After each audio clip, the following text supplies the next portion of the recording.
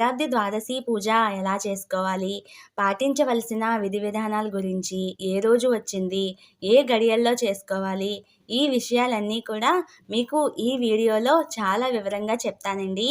దయచేసి వీడియోని పూర్తిగా చూడడానికి ప్రయత్నించండి. కార్తీక మాసంలో పౌర్ణమి ముందు వచ్చే ద్వాదశిని క్షీరాబ్ది ద్వాదశి అంటారండి. ఈరోజు సూర్యాస్తమయం అయిన తర్వాత ఎవరైతే తులసిని పూజిస్తారో అంతులేని ఫలితం వస్తుందని నమ్మకమండి.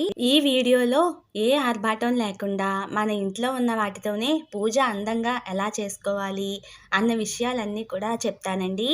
ఇక్కడ ముందైతే మనం తులసి కోట చుట్టూరు కూడా ఇలా పసుపు రాసుకోవాలండి. చాలా అందంగా ఉంటుంది. పసుపు అంటేనే లక్ష్మీ స్వరూపం కదండి.